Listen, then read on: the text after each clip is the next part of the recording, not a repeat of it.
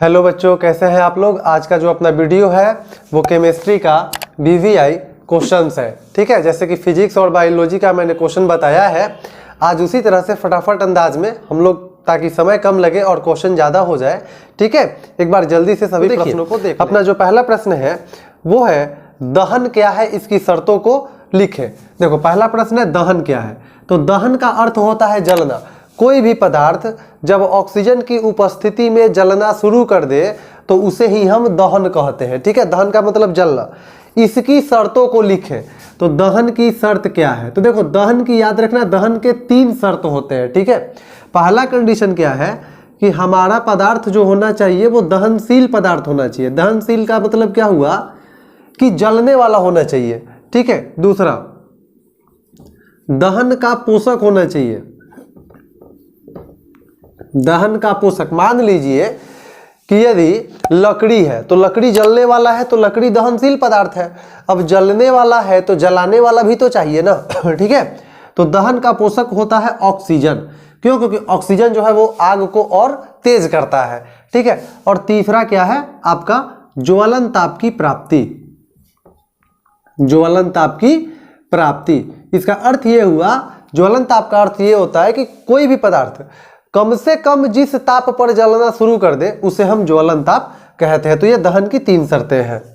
Next question है आपका, उदासीनीकरण अभिक्रिया से आप क्या समझते हैं। ठीक है, ये फर्स्ट क्वेश्चन था। उदासीनीकरण क्या है, तो देखो जब अम्ल और भस्म मिलकर लवण और जल बना ले तो इसे ही हम उदासीनीकरण अभिक्रिया कहते हैं। जैसे कि एक अम्ल का यहाँ पे एग्जाम्पल HCl, हाइड्रोक्लोरिक अम्ल, भस्म क्या हो गया NaOH, सोडियम हाइड्रोक्साइड। ठीक है, ट्रिक क्या है, किसी में भी लास्ट में OH लगा रहे वो भस्म है। अब देखो इस पे प्लस, इस पे माइनस, क्लोरीन पे। अब इस ग्रुप में ना सोडियम पहले है तो इस पे प्लस होगा, OH वाले पे माइनस आ जाएगा। अब देखो तो इसका प्लस जो है उसके माइनस के साथ चला जाएगा, H किसके साथ चला जाएगा, OH के साथ। तो देखो H एगो और फिर H एगो, यहाँ पे H दूगो हो जाएगा O। तो जब इसका प्लस उसके माइनस के साथ गया तो फिर इसका प्लस इसके माइनस के साथ आ जाएगा NaCl।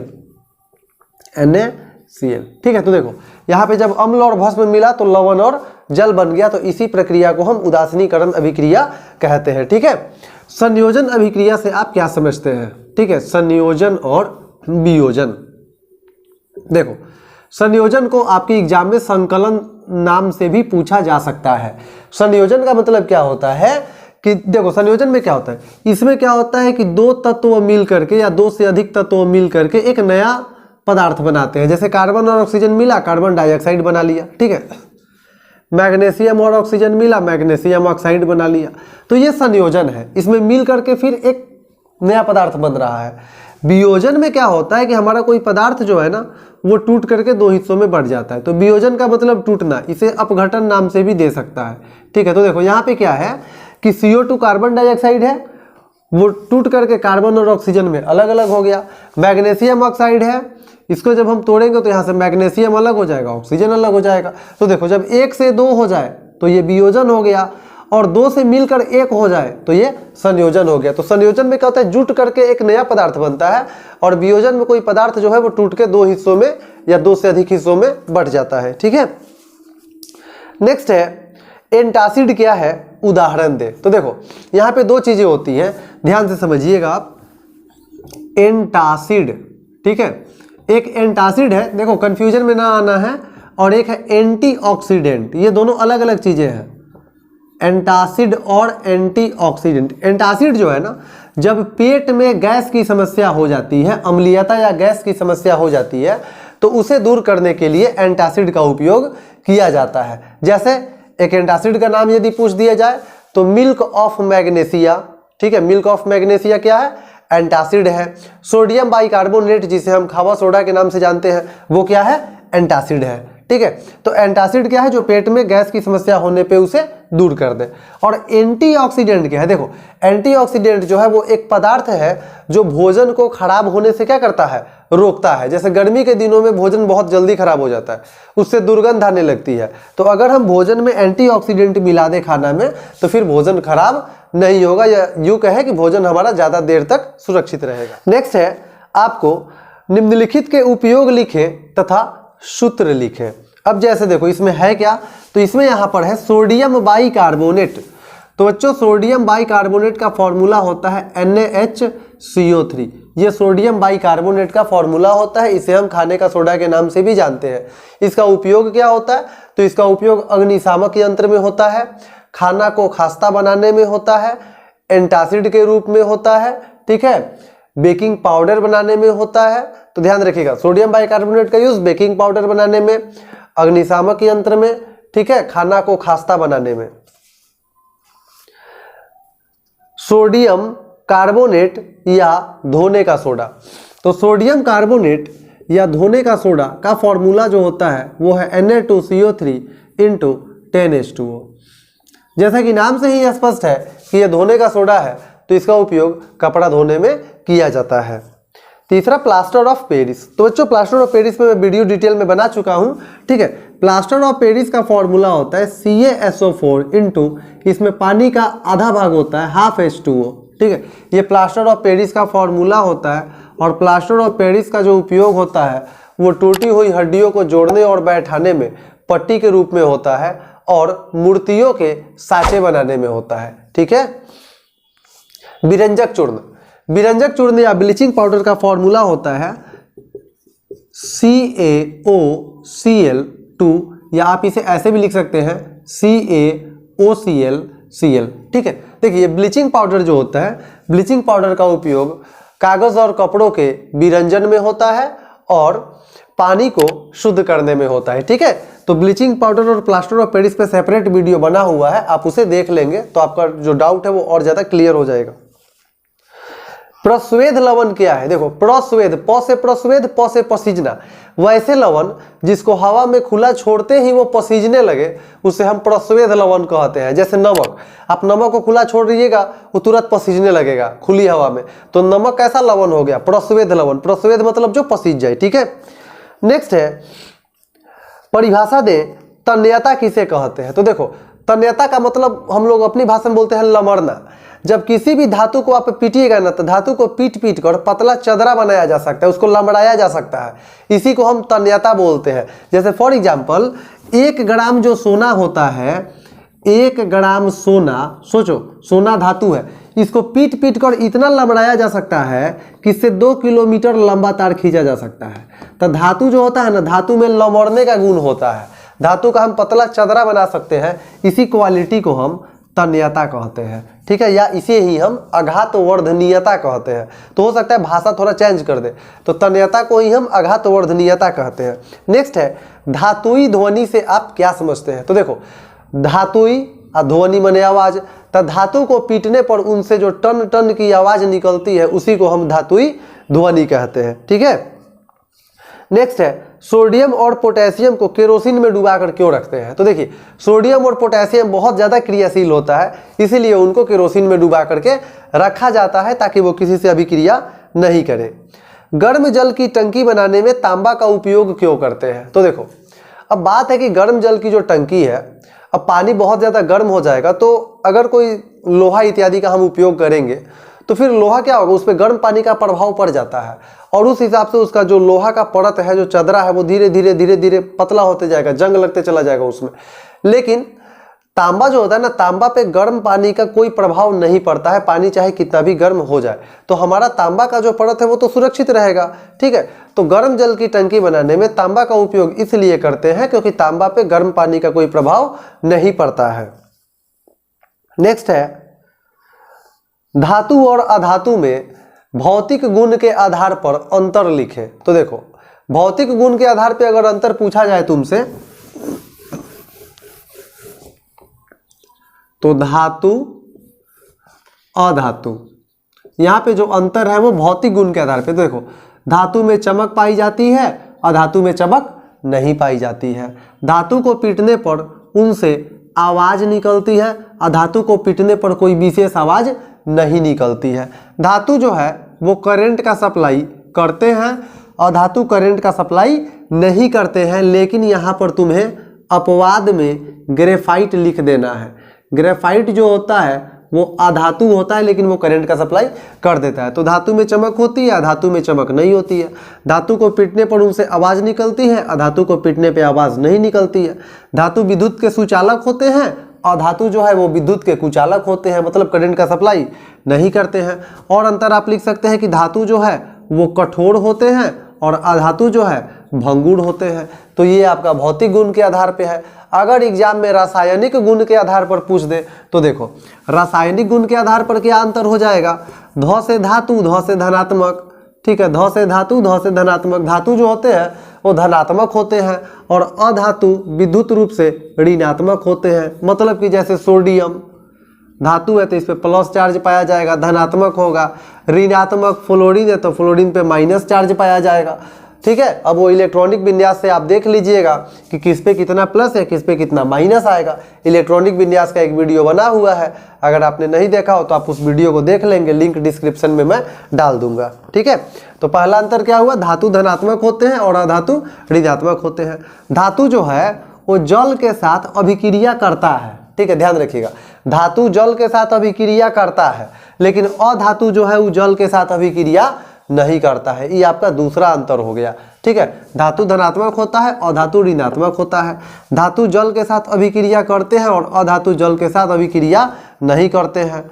धातु जो होते हैं, धातु के ऑक्साइड देखो अ से अधातु, अ से अम्लीय, ध्यान रखना, अ से अधातु, अ से अम्लीय। धातु जो अधातु जो होते हैं उनका व्यवहार अम्लीय होता है, लेकिन धातु का जो व्यवहार होता है वो क्षारीय होता है, ठीक है। अधातु का व्यवहार अम्लीय होता है और धातु का व्यवहार क्षारीय होता है। तो ये आपका कौन सा अंतर हो गया, रासायनिक आधार पे अंतर हो गया, ठीक है। अगला प्रश्न है, आपको परिभाषा देना है, वैद्युत संयोजक या आयनिक बंधन किसे कहते हैं। तो वैसा बंधन जो इलेक्ट्रॉन के ट्रांसफर होने के कारण बनता है उसे हम वैद्युत संयोजक या आयनिक बंधन कहते हैं। या आप ऐसे भी लिख सकते हैं, वैसा बंधन जो प्लस चार्ज और माइनस चार्ज के आकर्षण के प्रभाव से बनता है उसे हम वैद्युत संयोजक या आयनिक बंधन कहते हैं। जैसे एग्जाम्पल से समझिए आप, सोडियम, ये सब आप तभी कर पाओगे जब आप इलेक्ट्रॉनिक विन्यास समझे हो। जैसे देखो नमक का बनना, नमक NaCl होता है ना। अब देखो, अब इसको प्रोसेस समझते हैं। सोडियम के बाहरी घर में 1 इलेक्ट्रॉन होता है, ठीक है, और क्लोरीन के बाहरी घर में 7 इलेक्ट्रॉन होता है, ठीक है। अब देखो, अब होता क्या है, क्लोरीन के बाहरी घर में 7 है, ये सोचेगा कि मुझे कहीं से 1 इलेक्ट्रॉन मिल जाए तो 7 है, एक और हो जाएगा तो 8, ये अस्थायी हो जाएगा। और ये जो है ना, इसके पास 1 इलेक्ट्रॉन है। अब ये क्या सोचेगा, मेरे पास 1 इलेक्ट्रॉन है, हम किसी को अपना 1 इलेक्ट्रॉन दे दे तो हम भी फ्री हो जाए, ठीक है। और इसके पास 7 है, ये इसको 1 और चाहिए, तो ये दोनों का बात विचार हो जाएगा। तो सोडियम बोलेगा कि मैं अपना 1 इलेक्ट्रॉन आपको दे दूंगा। अब देखो, अब यहाँ से सोडियम वाला जो इलेक्ट्रॉन है वो इसके पास चला गया, तो जो त्याग करता है उस पर प्लस चार्ज आता है, तो सोडियम 1 इलेक्ट्रॉन त्याग किया, यहाँ पे 1 प्लस आ जाएगा।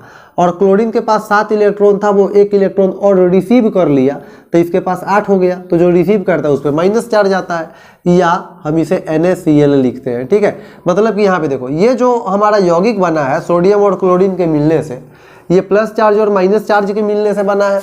तो इस टाइप के जो यौगिक होंगे ना, इनको हम आयनिक यौगिक कहते हैं, ठीक है, आयनिक यौगिक।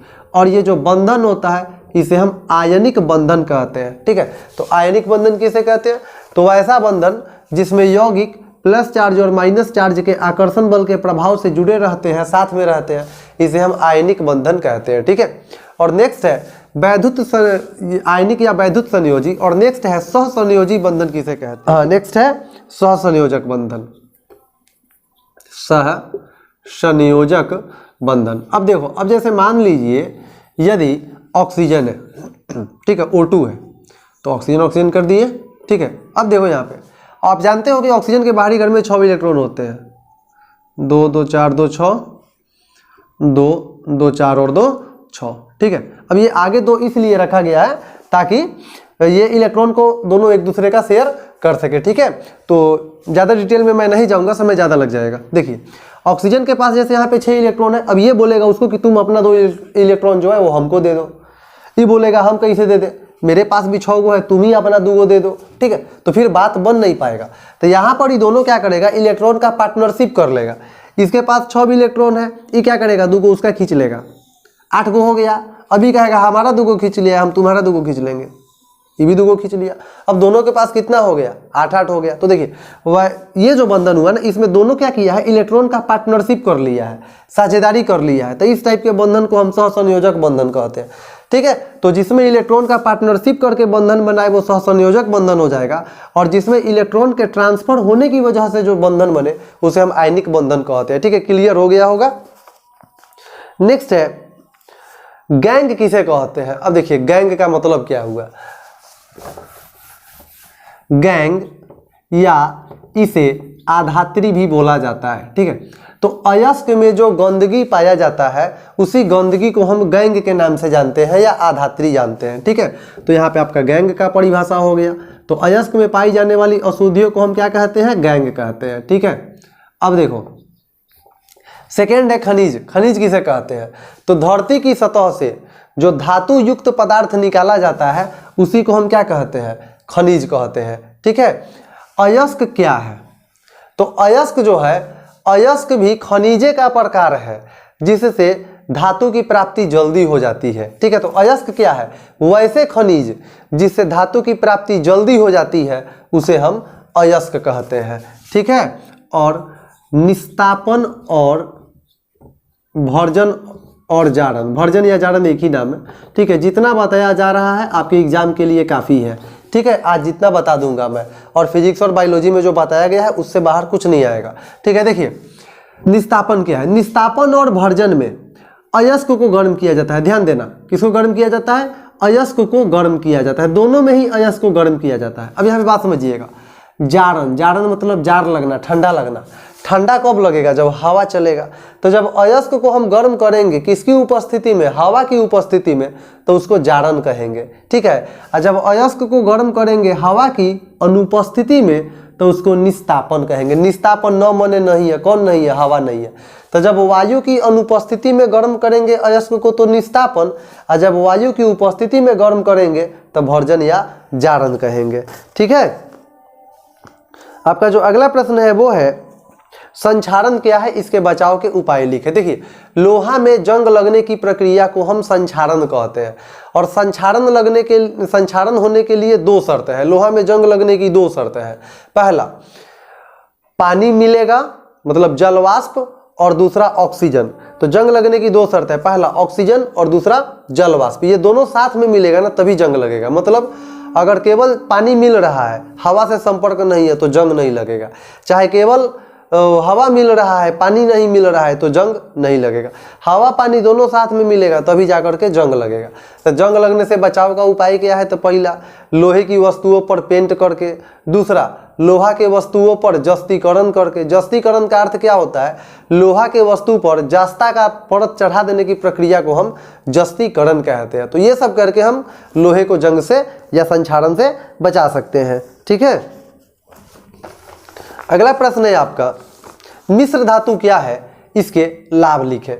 देखिए मिश्र धातु, मिश्र माने मिलावट, 2 धातु को मिलाने से या एक धातु और एक अधातु को मिलाने से जो नया पदार्थ बनता है उसे ही हम मिश्र धातु कहते हैं। मतलब बात समझिएगा, मिश्र धातु मिलावट वाला धातु, या तो धातु में धातु मिलाओगे तब भी मिश्र धातु बन जाएगा, धातु में अधातु मिलाओगे मतलब एक धातु हो एक अधातु हो तो भी मिश्र धातु बन जाएगा।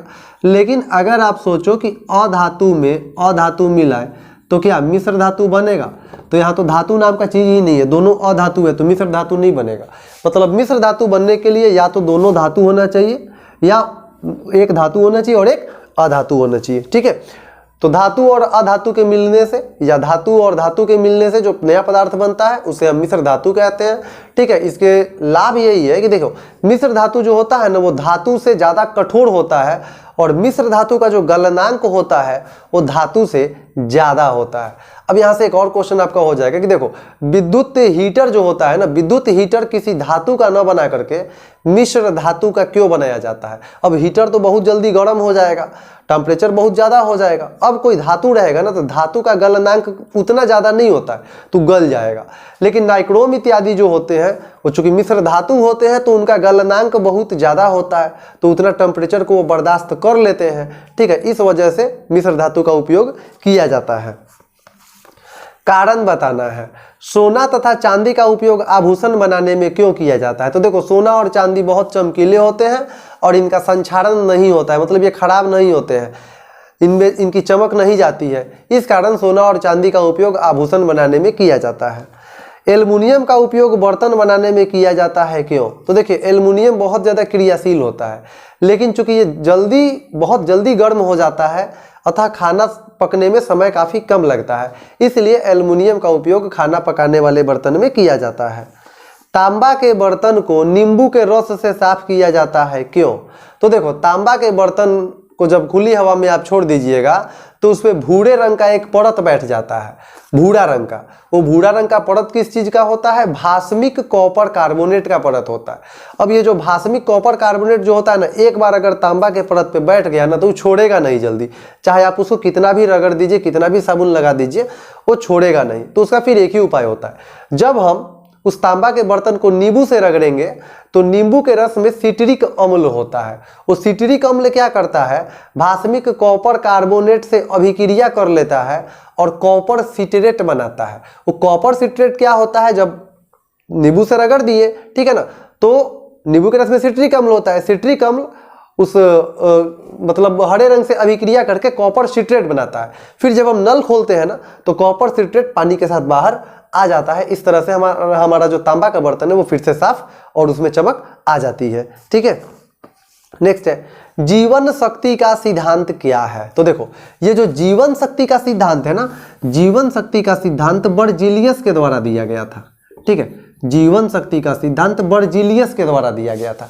इसमें बर्जीलियस ने यह बताया था कि जो कार्बनिक यौगिक होते हैं, कैसे यौगिक, कार्बनिक यौगिक। ठीक है, कार्बनिक यौगिक जो होते हैं वो एक महान शक्ति के प्रभाव से बनते हैं। ठीक है, इसे कोई इंसान नहीं बना सकता है, हम नहीं बना सकते। ये जब भी बनेगा तो एक महान शक्ति के प्रभाव से बनेगा, मतलब ईश्वरीय शक्ति के प्रभाव से बनेगा। ये इंसानों की बस की बात नहीं है कार्बनिक यौगिक का बनना। यही है आपका जीवन शक्ति का सिद्धांत जिसे बर्जीलियस ने बताया था। ठीक है, नेक्स्ट है परिभाषा देना है हाइड्रोकार्बन किसे कहते हैं। तो देखो हाइड्रोकार्बन क्या है, हाइड्रोजन और कार्बन के मिलने से जो यौगिक बने, जो पदार्थ बने, उसे ही हम हाइड्रोकार्बन कहते हैं। ठीक है, और हाइड्रोकार्बन जो होते हैं उनके प्रकार हैं संतृप्त हाइड्रोकार्बन, असंतृप्त हाइड्रोकार्बन, एलिसाइक्लिक हाइड्रोकार्बन और एरोमेटिक हाइड्रोकार्बन। ठीक है, समजातीय श्रेणी क्या है, समजातीय, समान जात का श्रेणी कब होगा, तो उसमें CH2 का अंतर होना चाहिए। वैसी श्रेणी जिसमें CH2 का अंतर पाया जाता है उसे हम समजातीय श्रेणी कहते हैं। जैसे कि देखो अगर मान लो कार्बन 2 है तो हाइड्रोजन कितना होगा, दुगुना से एक ज़्यादा किसी भी ग्रुप में। अगर कार्बन 3 है तो हाइड्रोजन कितना होगा, दुगुना से एक ज़्यादा 7। अगर कार्बन 4 है तो हाइड्रोजन कितना होगा, 9। अब यहाँ पे देखो, यहाँ पे आप देखोगे तो कार्बन 2 है और यहाँ पे कार्बन 3 है, एक कार्बन का फर्क हो गया। हाइड्रोजन 5 है, हाइड्रोजन 7 है, हाइड्रोजन H2 का फर्क हो गया। फिर इसके बीच और इसके बीच तुम देखोगे तो यही अंतर पाया जाएगा। तो वैसी श्रेणी जिसमें CH2 का अंतर पाया जाए उसे हम समजातीय श्रेणी के नाम से जानते हैं। ठीक है, क्रियाशील समूह किसे कहते हैं। देखो क्रियाशील समूह, यही क्रियाशील समूह है। जैसे यहाँ पे C2H5 है, ठीक है, अगर C3 हो तो H7 हो जाएगा। अब देखो बात समझो, यहाँ पे OH है ना तो ये अल्कोहल का गुण दिखाएगा।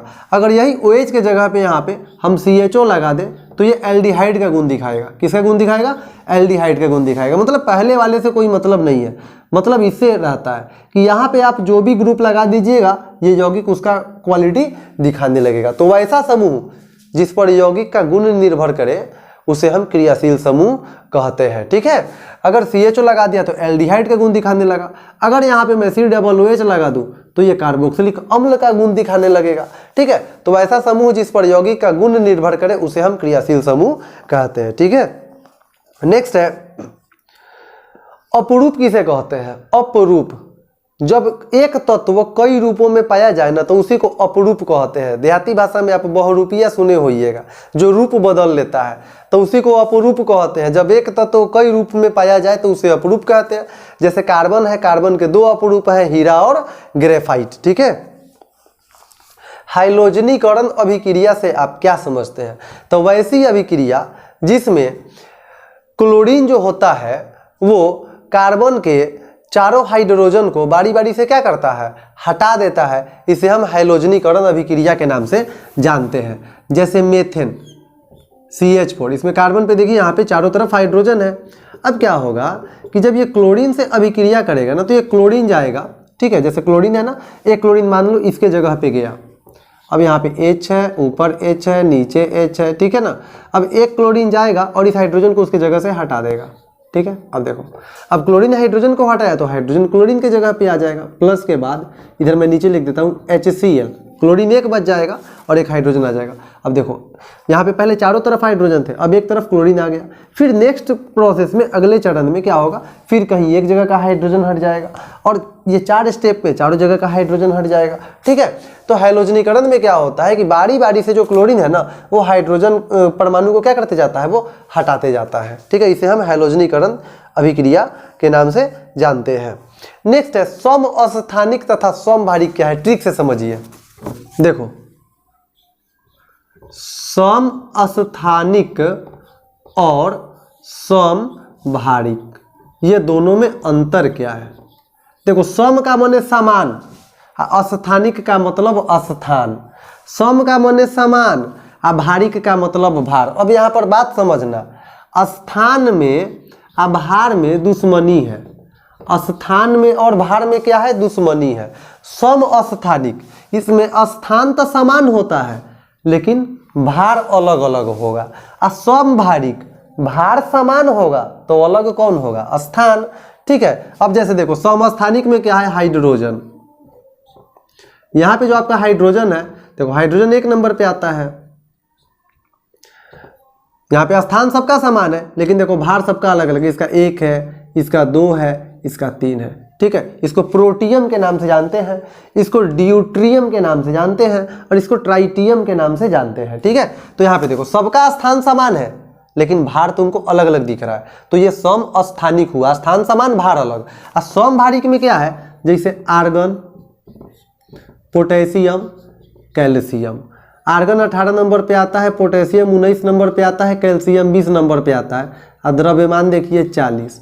अब यहाँ पर बात समझो, यहाँ पर तुम क्या देख रहा है, सबका भार समान है लेकिन स्थान अलग अलग है। तब भार समान होगा तो स्थान अलग होगा, अगर स्थान समान होगा तो भार अलग होगा। ठीक है, क्लियर हो गया होगा।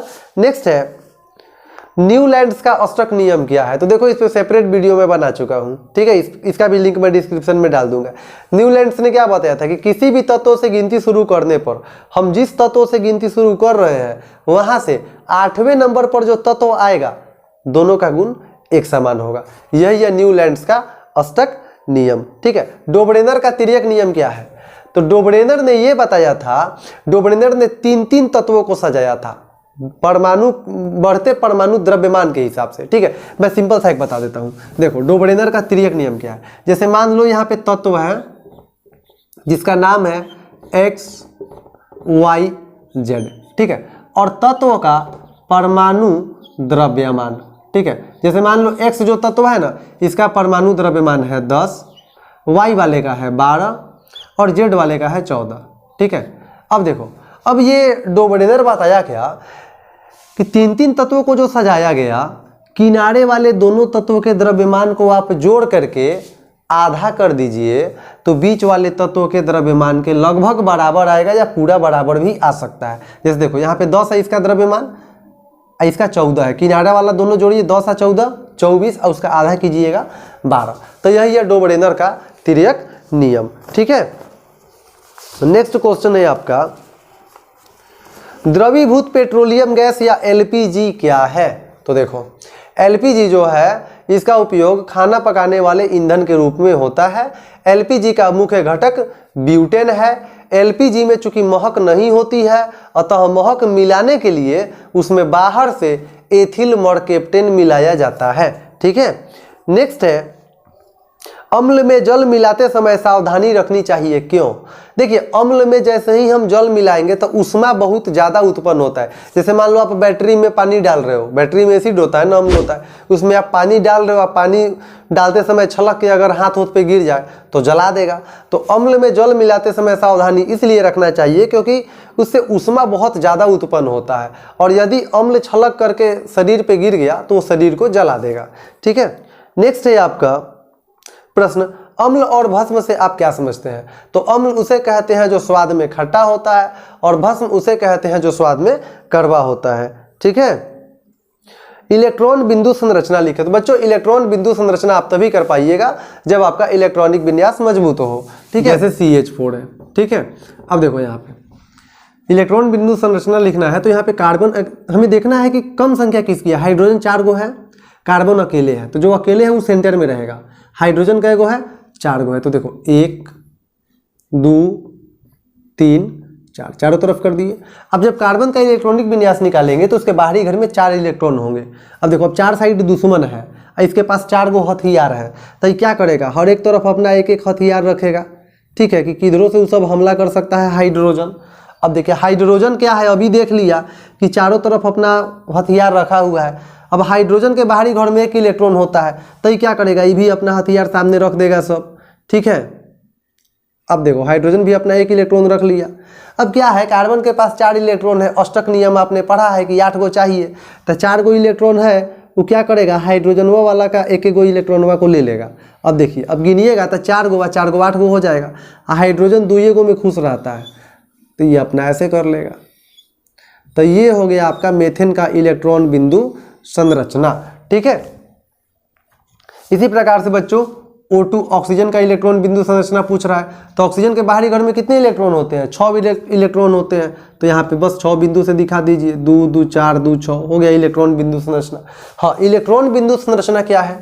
तो किसी भी तत्व के चारों तरफ, किसी भी तत्व में जो संयोजी इलेक्ट्रॉन होते हैं उन इलेक्ट्रॉनों को तत्व के चारों तरफ बिंदु से दिखाने को हम इलेक्ट्रॉन बिंदु संरचना के नाम से जानते हैं। ठीक है, तो बच्चों फेन प्लवन विधि के विषय में आप ध्यान रखेंगे। फेन प्लवन विधि के अंतर्गत सल्फाइड अयस्क का हम सांद्रण करते हैं। इसमें क्या होता है कि सल्फाइड अयस्क जो है उसको तेल के साथ मिला के उसमें कुछ तेल की बूंद भी डालते हैं हम लोग, और जब हवा का झोंका भेजा जाता है ना, हवा का झोंका भेजने से क्या होता है कि सल्फाइड अयस्क जो होता है वो फेन के साथ ऊपर आ जाता है।